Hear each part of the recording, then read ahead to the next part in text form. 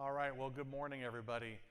I'm actually surprised to see the number of people that showed up for the session today, so appreciate your attendance. Just out of curiosity, though, and please be honest, how many of you here are just here out of pure curiosity about blockchain? Okay, great. For those of you, well, regardless if you raise your hands or not, how many of you feel like you understand blockchain? Okay, notice I didn't raise my hand, so. Well, you're in luck. We will go through a brief intro on blockchain as well to get you grounded. But we're excited about what we're here to talk to you about. So let me introduce myself. I'm Jason Anderson. I'm a principal PM in the Azure Blockchain team. And I'm going to just dive in here. And we're talking to you today about a lot of the work that we've done over the past few years, like 3 to 4 years actually, with regards to enabling blockchain in Azure. But what's really exciting, what we're talking about today, is how we've really enabled it down to the developer and down to the citizen developer. So we've got some really cool demos to show. And my colleague Chris will come up and show a lot of those. I'm going to bore you to death with slides. He's going to show you the cool stuff, the demos. So to kick off, so why blockchain? Why is it interesting? One of the core areas around blockchain that really helps to solve a lot of the problems that exist with systems today is that it has the ability to digitize trust. And I'll explain a little bit how that works. But that's where you see a lot of the buzz that's separate from the cryptocurrency side. And I'll get into that in a minute as well. But from an enterprise perspective, that's really where the power of blockchain comes in, is it makes it easier for multi-parties to be able to interact with one another in a trustful way. So the problem is with the current methods of trust today that don't exist. So if you think about any multi-party scenario where you're working with multiple companies, maybe even customers, upstream, downstream suppliers, you have some level of trust because you're partners, but it's not 100%. And so you have intermediaries in place. You've got process in place to verify some of the trust. So let me just give you a very simple example. If you trade a stock today, how long does it take before those funds are deposited into your account? It takes a few days. Why? There's an intermediary, there's a broker in place to be able to place that trade, verify the sale, verify the funds, and then deposit it. It's not immediate. In fact, this was one of the core elements behind why Bitcoin was even invented to begin with, was because Bitcoin as a cryptocurrency is immediate, almost immediate. It's a couple of minutes. And I'll dive into that in a second, but that's the challenge today, is the amount of friction that exists as a result of these intermediaries being involved in trust.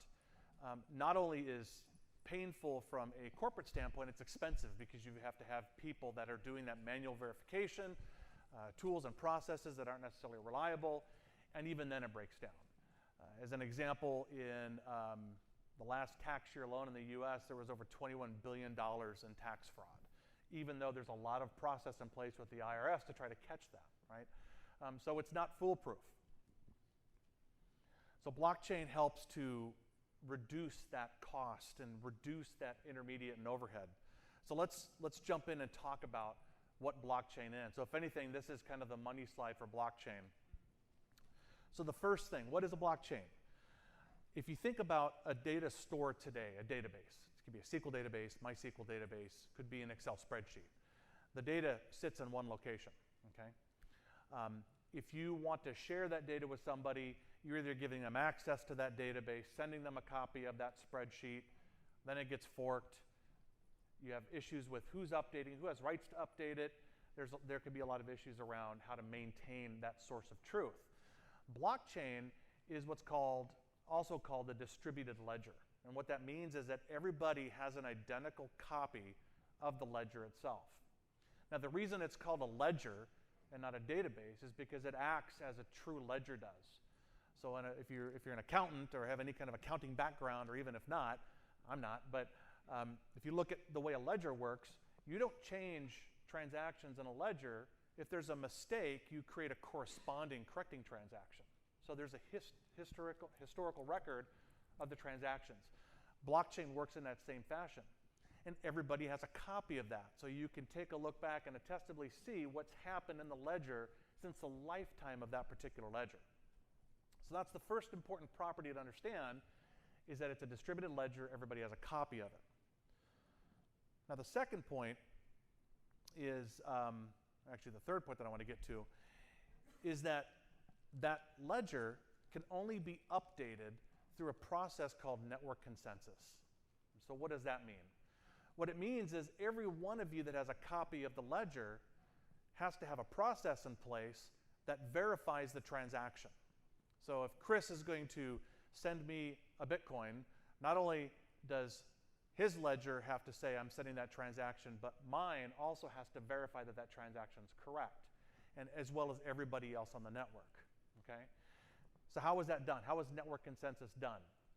Well, there's multiple ways based on the type of blockchain, but effectively it's done in a manner that is effectively cryptographically difficult enough that it's, number one, very, very hard or impossible to hack, okay? With Bitcoin, there is a process, what's called proof of work.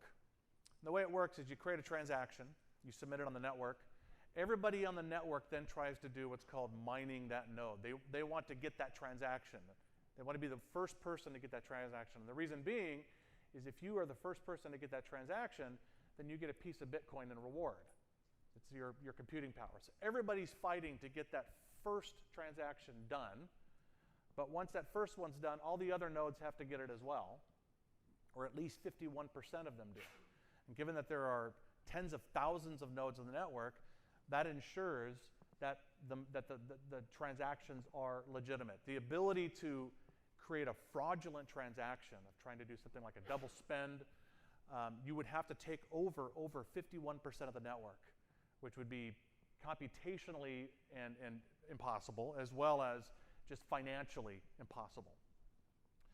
So network consensus is what drives the ability. Everybody has to agree on the transaction to take place to make that transaction on the network. Now, that sounds great. Blockchain's wonderful. Why don't we replace it for everything? The challenge is that network consensus traditionally, well, not traditionally, network consensus requires all of those nodes to communicate, which means it's slow. Slower than a database. Databases can be tens to hundreds of thousands of transactions per second. In the Bitcoin network, as an example, you're looking at 3 to 5 transactions per second. With Ethereum, you're looking into, I think, 12 to 15 transactions per second. I'll talk about how we're addressing that in general as we get into more of the technology that relates to what we're doing at Microsoft and in general with the enterprise side. But that's the downside. So blockchain is not designed to just replace a database, and I'll walk through why that's the case. Now, the first thing to understand is that not all blockchains are the same. So the first thing you'll hear about is Bitcoin, as an example, and Ethereum. These are what are called public blockchain networks. So what that means is anybody can become a mining node on the blockchain network. You just install a piece of software on your computer or heck, even your phone, and you can become a full node on the network. Get a copy of the ledger and validate transactions, etc. The reason that's the case is you assume that on the network, because anybody can have a node, that you don't trust any individual member, right? You only trust the 51%, okay? So that's a public network. What we're focused on at Microsoft and focused on from an enterprise perspective and our customers are what's called permissioned blockchain networks. So what this is it's effectively setting up your own blockchain network within your organization, okay? But more importantly, having those blockchain networks communicate with other parties. So if you think of a supply chain scenario, I want to set up a blockchain network that allows my suppliers and my supply chain to all communicate with the data that we care about. Nobody else outside needs to see it, okay? And that's important because that fundamentally changes the network consensus aspect that I talked about earlier. So you don't need this expensive proof of work that's causing a tremendous amount of energy to be used, etc. Since you have some level of trust with those parties, you can actually lower the bar. So we have different network consensus mechanisms in private blockchain networks or permission blockchain networks that remove or eliminate that consensus. And I'll show you a demonstration of some of these in a couple of minutes. So this is what companies are interested in. This is what our customers have come to us and said, Microsoft, we see this blockchain thing taking off. What do we do with it? And frankly, for those of you that said you don't know much about blockchain, don't feel bad, because you're among the 95 percentile even in the industry that are at that point. We still have executive briefings very often on our main campus where Fortune 100 companies are coming to us and having the conversation of Microsoft, what's a blockchain and why do I care? So it's still very nascent, it's still very new. But what we're finding is there are some pioneers in this space that have started to drive some of these use cases, and I'll share some of those in a minute, some good examples. So we're very focused on these permission blockchains. Another important element about permission blockchains versus Bitcoin as an example, or even the public Ethereum network to a degree, is it's not cryptocurrency focused, okay? You think about, that's really what Bitcoin was designed for, was to transfer Bitcoin currency from one individual to another, okay? Ethereum, which is another blockchain, is very similar in that sense. It has a currency associated with it, but it also has the concept of what's called a smart contract. So what a smart contract is you think of every node on your network that is validating transactions also has code that runs on the node itself to validate a simple state machine of whether a transaction should happen. So for example, if Chris said to me, Jason, I'll pay you 1 Ether if it rains today in Atlanta, we could actually put that, codify that in logic and put it on the blockchain. And the way that works is that logic then runs on every single node. And so if that event occurs, as I talked about before, network consensus will decide, yep, that's a valid transaction, and then it happens. If it doesn't rain, then the transaction doesn't happen. So what Ethereum allows you to do with these smart contracts is to start to do not only even simple, but more complex state machines. You actually can get to a point where you can codify business logic, business contracts into code that run on the blockchain itself. And I'll show you an example of how powerful that is. So let's talk about, again, I alluded to blockchain is not a panacea, it doesn't replace databases. So where does it come in that companies should be looking at as a possible use case scenario to either augment or replace an existing technology? So the first question you have to ask yourself is, does the business process you have cross some level of trust boundary?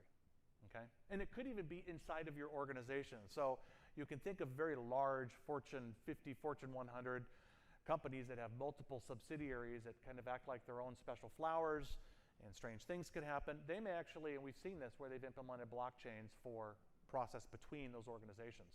But most cases it's with partners that you work with. So if it crosses trust boundaries. The second one, do those multiple parties work off a single source of data? So today, that would be a database usually, and you either have one party that owns the database and then shares copies out, or you have a third-party intermediary that you hire that runs that database on behalf of the company, or on behalf of that consortium of companies, right? Again, inefficiency, cost, etc.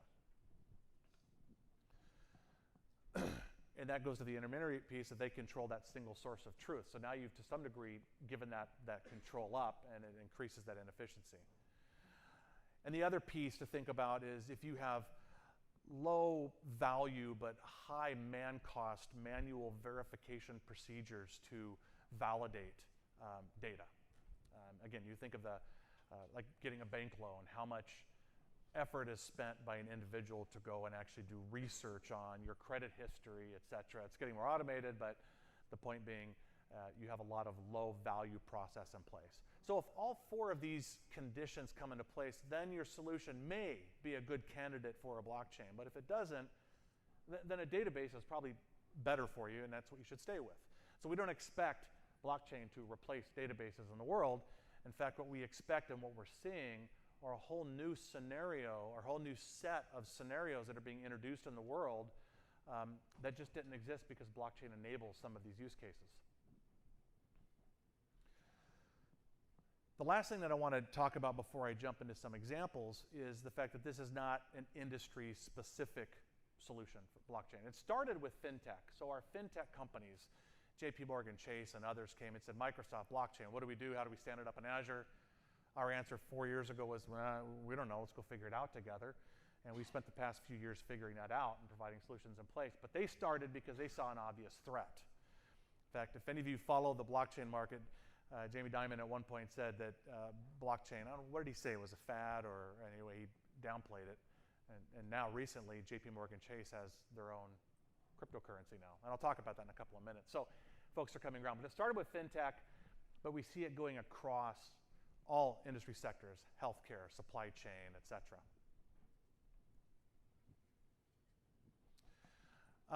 If you want to really understand blockchain without going too technically geek deep, I really highly recommend this video. Mark Rasinovich, our CTO, did at Build last year. It's a blockchain intro. It's about 45 minutes. He talks about the cryptography that's involved. He talks about the history. He talks about some of the things that I'm going to talk about in much more depth. If you're at all interested, highly, highly recommend. This is probably the best video I've seen him do, and he talks about it at a very understandable level for a guy that's a CTO. Okay, see a couple people taking pictures. I want to make sure you get a chance to see that. Okay, all right. So let's go to a scenario. This is not a hard scenario to imagine. All we have to do is think about romaine lettuce, right? How many times in the past year or two we've had romaine lettuce be infected with E. coli, and then nobody can eat it, right? And part of the problem with that is once the stores find out people are getting sick, they don't know where it came from. What farm did it come from? Is it isolated to a farm, a set of farms? Where in the distribution channel?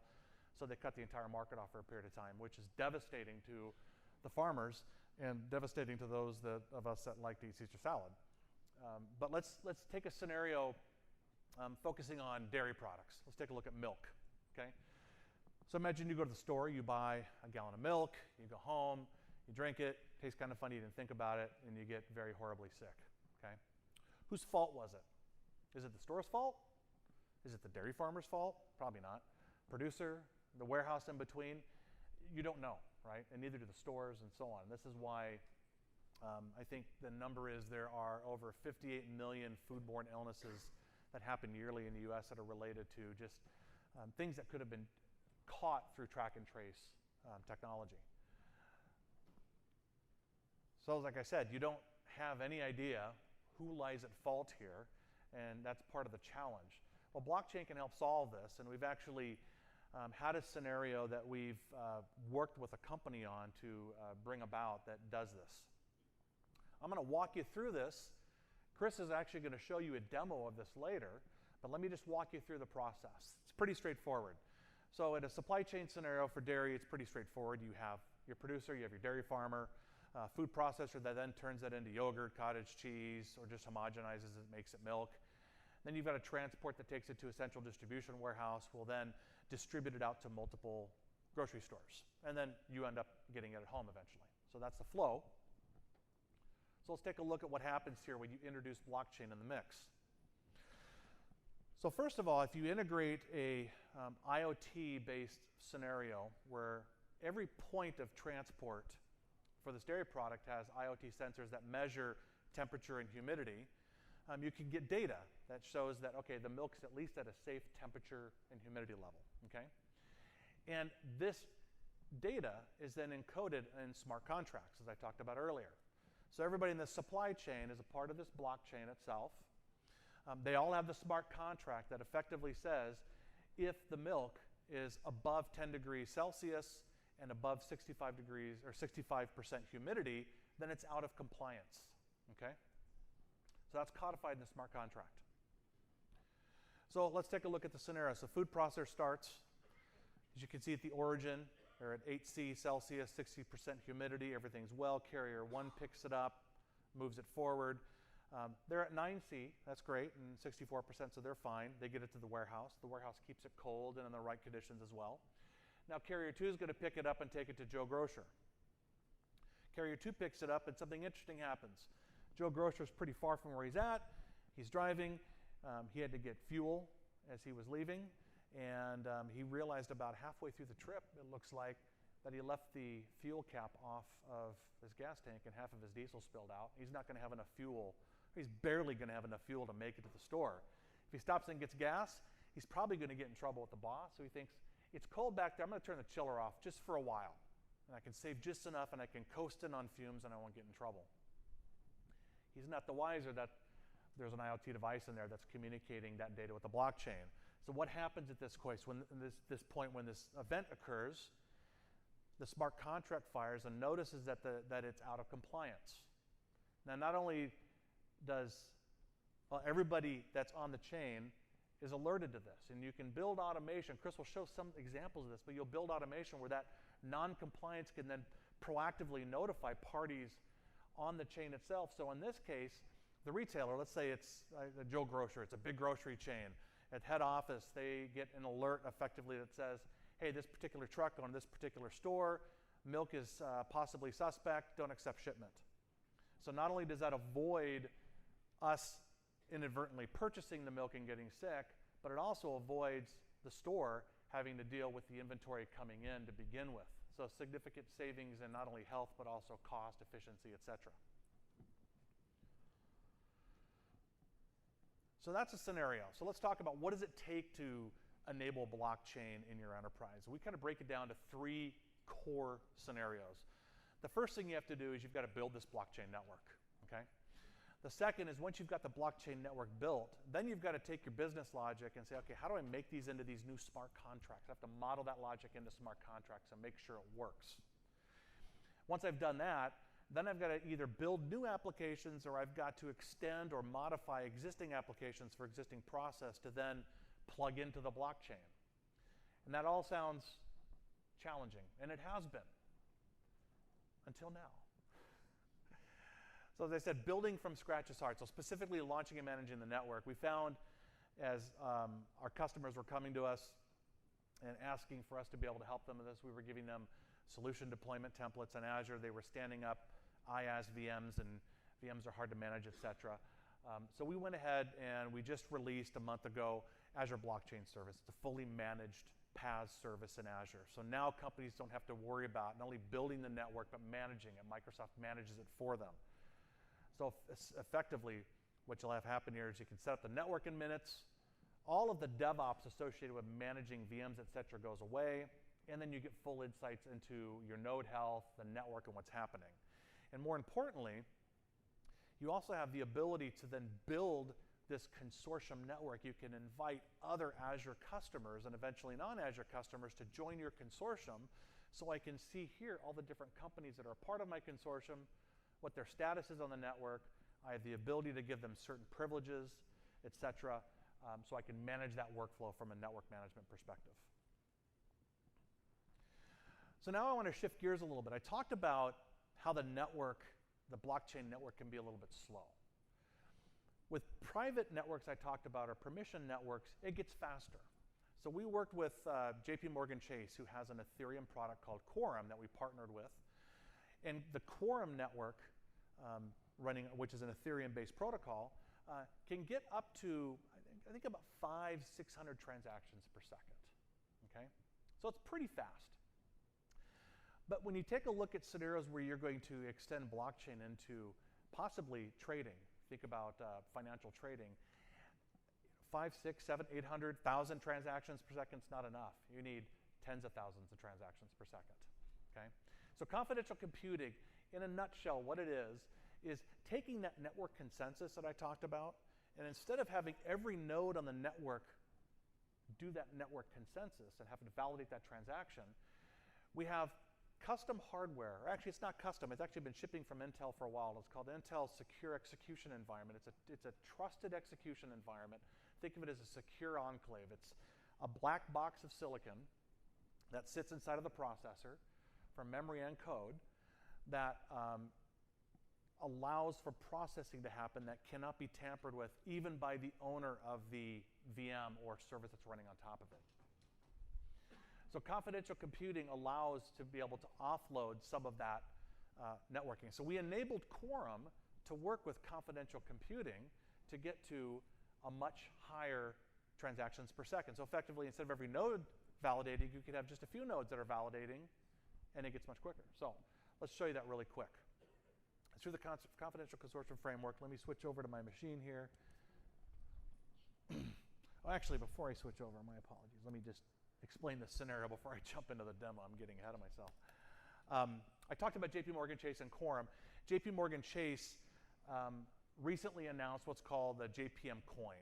Effectively what it is, it's a cryptocurrency, but it's backed by fiat currency. So one coin could equal $1. The reason they are doing this is to allow their customers to be able to transact with each other real time. Get the benefits of blockchain without people jumping out of the traditional bank and going to cryptocurrency, so they created JPM coin. Now, they had a need for much higher transactions per second. For this particular case, they wanted up to 800 transactions per second. And so that's what we've enabled with this demo. So let me go ahead and jump over to this really quick.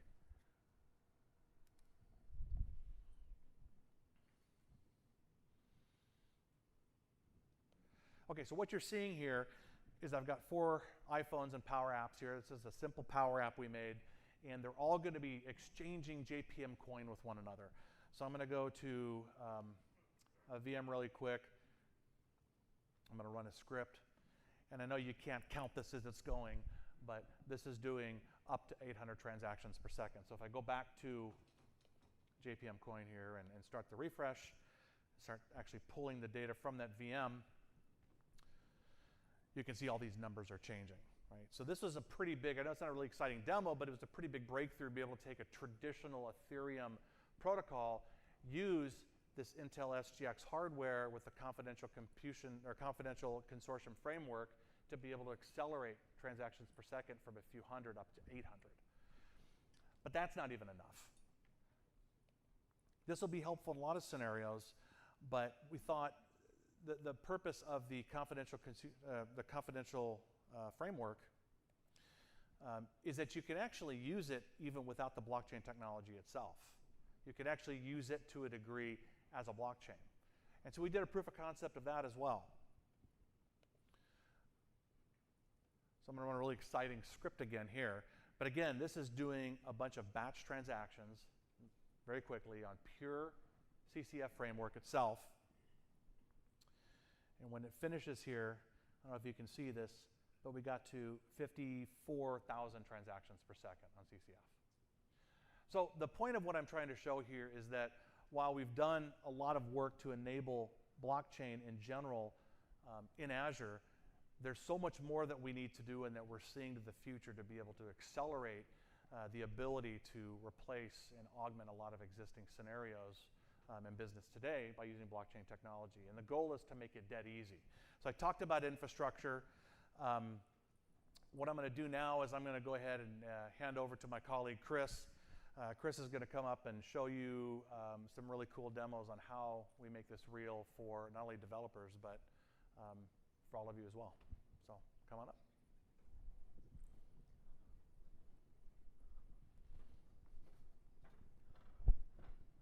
Thanks, Jason. So let me give you just a little bit of overview before I jump into my slides. My name is Chris Segura. I lead the developer experience efforts for the blockchain team here. And before I jump into my slides, before I jump into the demo, I wanted to explain a little bit of why we think developer experience is so key to being successful in this space. I joined this team 3 months ago, 4 months ago, somewhere in that range. And I came to this team from the IoT space. I worked in the Azure IoT team for a very long time. I worked in a number of IoT startups well before they even knew the term IoT. In all of those experiences, my job today, in fact, was really to help partners from advisories like E&Y, system integrators like the Accentures, Avanads of the world, ISVs, even silicon vendors. I've worked with Intel and Qualcomm to help them build out either parts of a solution. For example, Qualcomm doesn't usually create an end-to-end solution, but somebody like a E&Y or an Accenture do. I've helped all of these partners build end-to-end solutions or point solutions for part of that end-to-end solution for the bulk of my career. And when I started talking to this current team about what developer experience might mean to them, how we might be able to improve things, even though I didn't really know much about blockchain, as we started talking about the scenarios, about the applications, about how blockchain gets integrated into the enterprise environment, I got really excited because a lot of what we learned, a lot of what we did in the IoT space applies very well to what I'm about to show you, to our plans and to what we're doing in the blockchain space, for a number of reasons. One, the technologies are very similar in terms of complexity, meaning today Jason talked about things as low level as trusted execution environments, things that exist on Intel Silicon. Later we're going to be doing presentations or demos using PowerApps. And in that space, I've covered a lot of different engineering disciplines at Microsoft. I've covered pretty much every organization at Microsoft. It's a lot to understand. And because there's so much technology in a new market, like Jason was saying, blockchain is very nascent today, very kind of early stage. In a new market, that technology can often get in the way of being productive. Same was true of IoT 3 or 4 years ago. You got in the way of yourself by just trying to get things running, by trying to get LEDs blinking, right? Everybody got the LED blinking application running. Getting to production was 2 years later. Blockchain is somewhat still in that state today, but I think you'll see through some of the learnings we have there, through some of the efforts we've put into place to make developers more productive across the board, whether you are a smart contract developer and really understand ledger technologies, Ethereum, other technologies, or you're an enterprise integration developer and you really understand databases, you really understand presentation, Power BI, creating charts. We're trying to focus on all of those layers to make you productive by leveraging tools like the Power Platform, leveraging Flow, leveraging Logic Apps, leveraging PowerApps. So I'm going to walk you through kind of that broad view of that space, and I'm going to tell you what we're doing here and show you a few demos. So all of this work really starts with making sure our marquee service, the Azure Blockchain Service, the service Jason just talked about, is really first and foremost the most well-supported service in all of our tools, regardless of whether you're writing smart contracts or creating Power BI dashboards to show what's going on in your ledger. And it might sound super obvious that yes, of course, we want to support our own marquee service, but that comes with a lot of subtle details. Like we want to make sure all of these developers can easily connect to, create one of these services without having to know a lot about blockchain. So you'll see in my demos what I mean by this. But so we start here, but we also have to focus on sort of the, oops, sorry, wrong PC. We also have to focus on some of the bread and butter pieces, like making sure developers have an easy way to create a new contract and deploy it. You know, when I started 3 or 4 months ago, I tried to do this given sort of the current state-of-the-art tool chains that they had out there for building smart contracts, and I failed miserably. I failed partly because I really didn't quite understand the space, but I also failed because it really was, at the time, still a complex set of tools you had to get up and running in the right order. You had to cobble them together. A lot of you folks out there who are integration developers, enterprise developers, back-end developers, don't necessarily have the time to invest in this kind of research. You just want it to work. So one, we're focusing on making sure these sort of bread and butter pieces work right out of the box. But there's more to just making sure you can write a contract and deploy it. I was mentioning earlier as a sort of new person to the space, but a person who spent a lot of time helping partners integrate IoT, integrate various systems, you start to see a number of patterns, especially when you start integrating services from Azure into the enterprise. You see a number of patterns that just sort of repeat over and over. Like, how do I integrate this into Cosmos DB? How do I integrate that into Power BI, time series insights, any number of services that you put together to make your solution complete and whole? And the way people are doing that more and more often is using the Power Platform, using things like PowerApps, Flow, Logic Apps, even Azure Functions. So my viewpoint, and a big, strong viewpoint of this organization, is we need to help those developers interact with the ledger. And I'll show you some key examples of really what we mean there and really some of our investments in the Power Platform to make that interaction easier and faster. So we'll start here, the very basics of even just creating contracts. Last month, maybe a month and a half ago now at the Build conference, we launched a Visual Studio Code extension.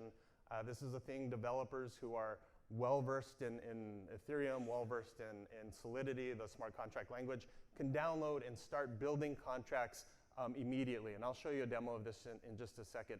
Now, I highlight this not really because it's necessarily applicable to the Power Platform, but as you'll see in our demos later, this sort of builds that foundation of, now that I have this smart contract that's easy to create, easy to understand, even if I don't understand what the contract does or the language it's written in, I can start creating some of these things like flow integrations, or I can create things like logic apps, or I can integrate into PowerApps real easily, starting even with the IDE.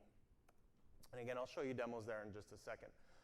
So what does this extension do? Does sort of the basics, does everything you think it does, right? Building contract, deploy contract, test contract. But it also has a very large investment, and this will be key to the first demo I show you, of integrating with these flow and logic apps. This helps connect a ledger to the backend enterprise. You know, I often tell folks that ledgers by themselves really don't do anything. It's a data store, right? The data has to come from somewhere, and that's really what a large part of this audience is focused on, is getting that data to a ledger or consuming the data from the ledger, gaining insights on that data, and taking action. So ledgers by themselves aren't super useful. Neither are databases, neither really are any point solutions. It's until you integrate them into full end-to-end solutions that people start getting value from this, enterprises start getting value from this. So a big part of our effort is to make that integration simple and quick. And I mentioned we're not only focused on making smart contract developers successful, but app and service developers, people who are looking for just simple REST interfaces, ways to interact with a contract. Even if you don't know the contract language itself, interact with it from a simple REST interface. Other developers, like database developers, people who may not necessarily want to interact with this at all, but take that data from a ledger and push it into a database for use in other places, use in ERP systems, MRP systems, WMS systems, or the other direction. Maybe my system, like Dynamics or something, pushes data to a ledger or to a database, pushes it to a SQL database, MySQL, Postgres, something more modern, maybe like a Cosmos DB, right? These people need to interact with this contract. We want to make their development efforts simple and easy. Sorry, I keep going to the wrong laptop. Same with report developers, right? I imagine there's a few people in the audience whose job is really using something like Power BI to sort of create dashboards to inform people of what's going on so they can take action, so they can gain insights from this valuable data. And then finally, for the system integrators of the world, the people who are trying to put end-to-end solutions together, every one of these different developers has a different lens, a different care, a different tool chain, a tool set that they use. Some people are using Excel. They may want to consume data from the database and put it into an Excel spreadsheet. They may want to be a system integration developer and use something like time series insights to analyze ledger data for some reason. So we're really focused across the board on a number of developers out there. And then so with that, let me jump to a very quick demo. It's a demo that might seem fairly low level, but again, it provides a lot of foundation for what we're doing. So on the screen here, you see Visual Studio Code. And I want you to focus on a couple things. Focus, one, how simple it is for me to create a contract, deploy it. And then two, I will take some time actually to start looking at some of these integration features that we were talking about, integration into Flow and Logic Apps. So let me show you just real quick. I will create a new contract. So we have pre-built contracts for you available in the cloud. When you click this button, it'll ask you to create a basic project. It'll ask you which directory you want to put it in. And in just a couple of seconds here, as it starts downloading things from the cloud, you'll see I start building out this directory. In this directory are going to be all sorts of helpful things for contract developers, GitHub integration, license files, contributing files. We even give you sort of a hello world type blockchain smart contract. This contract is a super simple contract. It just sends a message and responds to a message. Just an example application. But now I want to deploy this. Now let's say, again, I mentioned earlier that we want to make developers successful here and have them do the least amount of work possible. Because I'm in Visual Studio, I'm logged into my Azure account. I have access to all of my Azure subscriptions. I can grab a deployed Azure Blockchain Service that I have out there. Or I could create one if I needed to create a new one. I will connect to it. And just in a second here, you see I have all of the information, like what is the endpoint address, et cetera, available to me. So I have a contract, I have a place to deploy it to, I will build it. And again, this takes just a second or two to run. It's compiling the contract in the background. I'm going to deploy it just so you see I have built, created, and deployed a contract without doing a single thing other than mouse clicks. It will ask me where I want to deploy it to. Let's deploy it to the cloud. All contracts have to be signed with a private key. We'll generate that for you as well. While this is going on in the background, because this isn't the interesting part of the demo, let me show you what we can do now that it's been built.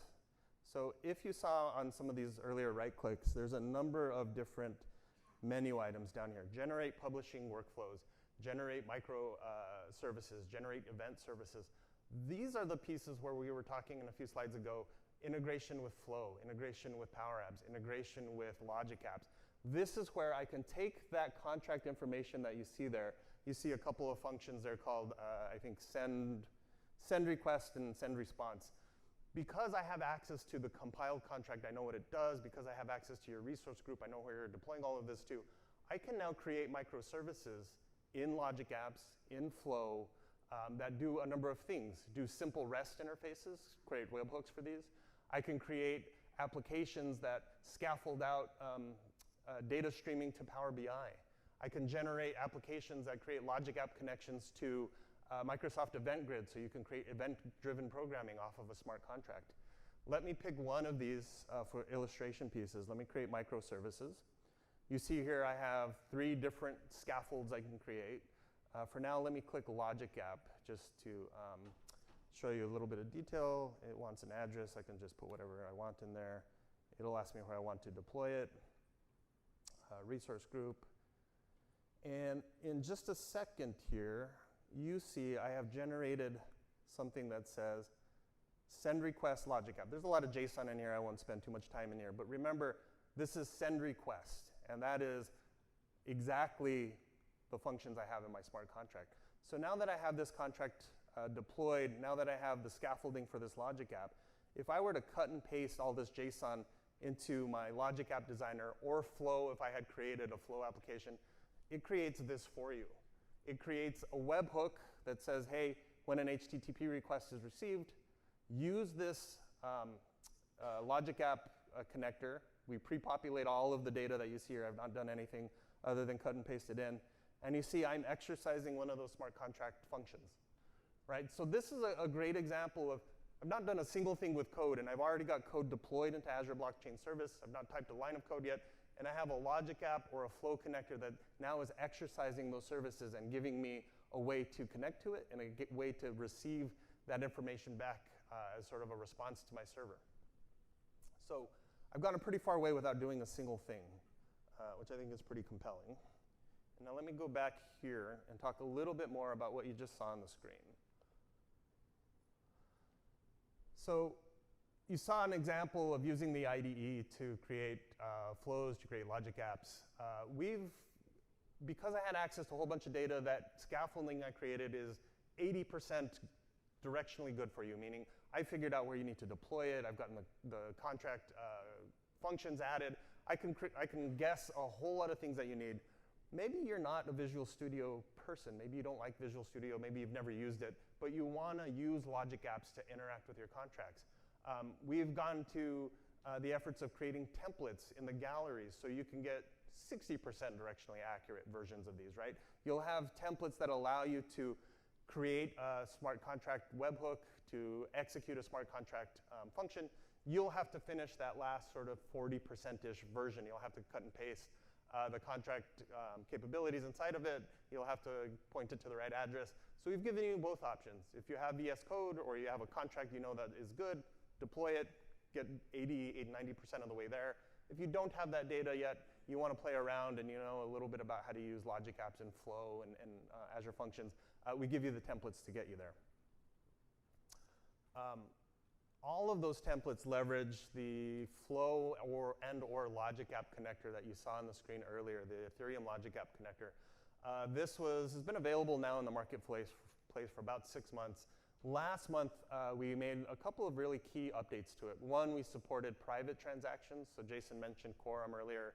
I forget if he mentioned it, but private transactions allow all of us, if we were participating in a consortium together, to have private transactions amongst members. So Jason and I can do a transaction with each other that you folks don't get to see. I could do a transaction with one of you folks, and Jason won't be able to see it either. So the private transaction support is key for enterprise blockchain scenarios. This logic app and the Flow connector are available in all Azure regions worldwide, including US GovCloud, which was just launched last month actually during the Build show. But that's not all. So starting today, we're announcing availability of a new connector. Now, for those of you who aren't super familiar with blockchain, the blockchain space, there are a number of different technologies that create immutable ledgers. Ethereum is one. All the demo I just showed you is an Ethereum-based solution. There is a competing technology that has gained a lot of traction in the financial space, in the insurance space, and that's called Corda. The parent company that sort of helps manage the Corda specification, manage the Corda technology is a company called R3. We have worked with them very closely to get Logic App and Flow connectors that do everything you just saw. So same concept, same ability, but using Corda, using their native language. So that, we're announcing it today. It'll be available publicly by the end of the month. Okay, so we're doing pretty good on time. That's great. So we've talked a little bit. I've showed you a couple of examples of how to take a smart contract, create logic apps. Let me show you an example of a real solution that has been built using nothing but Flow and PowerApps. So Jason mentioned just a second ago an application for cold chain and suppliers. It's a real-life application. Again, back to sort of the nice overlap between IoT and blockchain.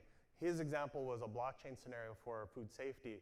I worked years ago with pretty much the exact same concept from an IoT perspective, but it was for just food quality, meaning I worked with an ice cream supplier who, if you've ever noticed when you buy ice cream from a grocery store, the sort of texture and feel of ice cream when you buy it fresh is very different than it feels the next day.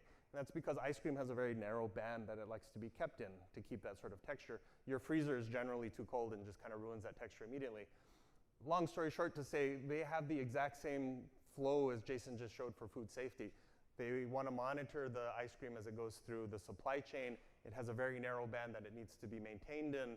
If that band is missed, the contract then, a smart contract written around transporting that ice cream from supplier to supplier or destination to destination is then turned invalid. So I wanted to show you a real-life application that has been built, again, on PowerApps and Flow. It was built by our field team in a number of days. I want to say it was less than a week in their spare time.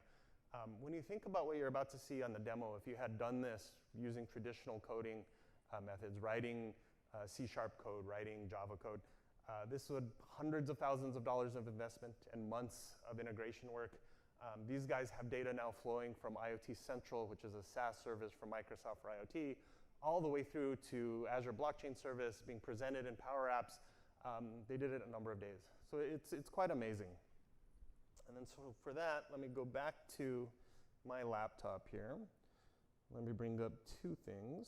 So you'll see here on the screen I have basically a mirror of my phone. So I have a PowerApp deployed on my phone, refrigerated transport. It's the same model, the same behavior, again, based on very real-world scenarios. So let's go ahead and we'll launch that application. This takes just a couple of seconds to pull the information down. You see here, this is a demo we've done a number of times. You see Mark Krasinovich is one of the account owners. I'm just going to go ahead and pretend to be Mark today. Hopefully that'll give me good luck. So as I pretend to be Mark, I am the dairy owner, right? And I want to create a new shipping contract for my carriers to come pick up my milk or come pick up my ice cream. So here you see, for demo purposes, we're being overly verbose into what's in the app, right? I can select different device accounts. I can select different supply chain observers, supply chain owners. This is really for demo purposes. In real life, this information would be pre-populated from your ERP system, your MRP system, from your dynamic system, through one of these logic app connectors, right? I can grab all of that data, maybe it's in a SQL database somewhere, put it into my smart contract and then deploy it without doing any code. So in this example, we're gonna do it this way. I filled everything out. You see my requirements are 0 to 80% relative humidity and 2 to 5 degrees Celsius. So I will go ahead and hit OK. Now, as you watch those sort of ellipses go back and forth, notice what's going on right now is I've sent a new contract to Azure Blockchain Service. It's being added to the ledger. Notice the time it's taking here. This isn't latency generally in the internet. It's not latency in PowerApps or Flow. It's actually latency in the Ethereum protocol. So when Jason was mentioning earlier that CCF is meant to help accelerate how make transactions faster, it's really trying to solve this problem, right? Like that contract that you just saw come up, sorry, my phone powered off. That contract that you just saw come up, this little green text appear, says it's been mined, is that delay in applications. So let me go ahead and show you an example. We will transfer ownership of my application to my carrier. Transfer that application. This is now being mined and added to the network. Again, it takes just a couple of seconds to do that. When it comes back, you are going to see that on the chain, I've added a new supply chain owner. You'll see that come back in just a second. The new counterparty is my carrier, and here's my debug information, basically. So at that point, if I wanted to simulate, now we can connect this directly to IoT Hub, but in the interest of time, I will just do it this way. We can simulate bad data coming in, or maybe out of compliance. Maybe my freezer was too cold and ruined the quality of my ice cream. Right? We can send that information. This is now being mined, again, added to, not mined, but added to the ledger in Azure Blockchain Service. And in just a second, you'll see this come back with an out of compliance report, and there it is. So again, a pretty rich, detailed application using very simple interactions through Flow, through PowerApps, but taking data all the way from an IoT source through Azure into Azure Blockchain Service. So that's it for my demos. I think we're okay on time. We've got a few more minutes here. Let me talk a little bit about other accelerators and what you just saw, other ways we're trying to help developers be successful. So the block diagram of what you just saw looks a little bit like this. I have IoT information coming in. I have a blockchain service. I need a way to get data onto that service, get it off, deploy it in PowerApps. If you're not super familiar with Azure, this might even seem like sort of a little heavy lift, right? This might seem like extra data that extra steps you don't want to do. Again, targeting developers and trying to make them productive and successful. We have this thing called Azure Blockchain Workbench, which is really one button click to create a lot of what you see on the screen. It creates all of the blockchain-specific things, the transaction builder, blockchain service, the distributed ledger, transaction watcher. It creates all of those, connecting to it through Flow, super simple, uses all of the Flow applications, logic apps, same. All of those are easily created. We just create this infrastructure for you. Now, it's largely meant as a POC tool, proof of concept, but we do have a number of partners that have taken it pretty darn close to production, actually, Jason, if not into production itself directly. So we have this available for you. And one more piece of focus that I want to point you to. On top of all this, people are trying to build applications. People are trying to build things like maybe media attestation for controlled media or smart media applications, like using Adobe Creative Cloud and putting that information on the chain. We have a bunch of samples already available in GitHub that show you those little corners, little puzzle pieces that you can put together to create a pretty rich picture at the end of the day, right? I have examples of how to get data into Azure Search, get data from Cosmos DB, get data from MySQL, Postgres, get data out of SQL, all using logic apps, all using Flow. And eventually here we'll have even more applications of how you build PowerApps on top of this. So this is all available today. The URLs and the resources are part of, let me actually cover this slide just before I show the resources. There's code, lots of great examples. Consortium management, like Jason was showing a little bit earlier, is also a little complex. It is things we can build into tools eventually, but because the space is so new, because the space is so kind of dynamic at this point, We haven't gotten to the point of building DevOps for consortiums into tools, but we do have guidance based on best practices. We have a lot of work. There's a sister team that reports into the same chain Jason and I do that work very, very closely with big consortiums and have kind of figured out what is the best practice for them to do DevOps amongst members. So we've got the white paper now available, and again, you'll start seeing that in tool chains and tool sets over the next few months. So here are all the resources. I think the decks will be available to all attendees. They have all the links that'll show you, get you to the GitHub repositories, get you to Azure Blockchain Service, get you to this code. I'll give everybody a second to take a picture.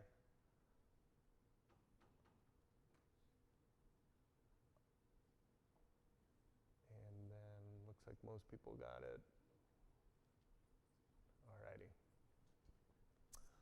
And then I want to leave you with this, just a set of sessions today to talk more about the Power Platform, learn more real-world stories. I can't promise they all contain IoT, but at least you'll learn a lot today. So with that, I think we're done. Yes, oh, that's right, sorry. Also the evaluation slide, super important for us. Yes, Yeah, we do. yes. Yep.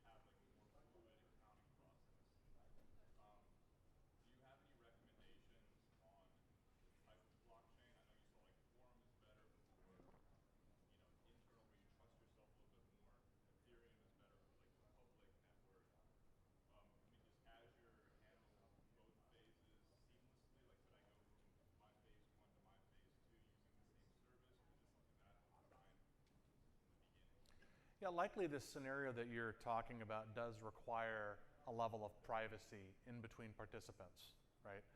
So in which case you are going to want a permissioned blockchain like Quorum or Corda.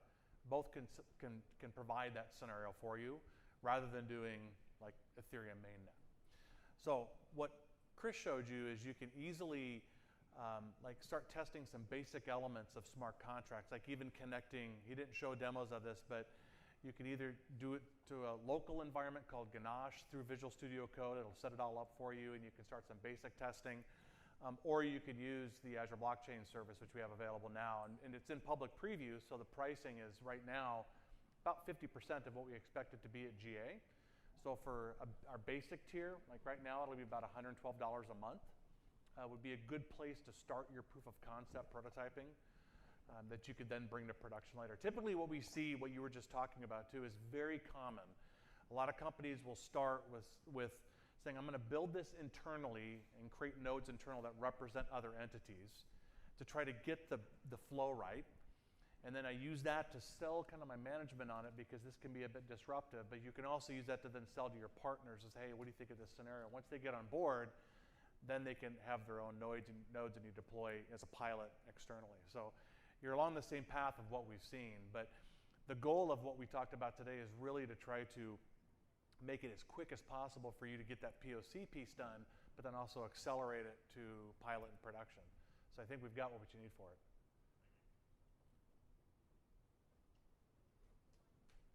Sure. Very great session. Thank you. Because we did a crypto blockchain for a couple of years now. We are a Microsoft partner, so I see the link. So very, very beautiful to see what you're doing. I have more question about payments instead of more smart contracts. Mm-hmm. So there's a difference in the way if you want. And what I've seen today with your R3 Corda announcement is that I'm wondering if R3, because that's backed by the XRP,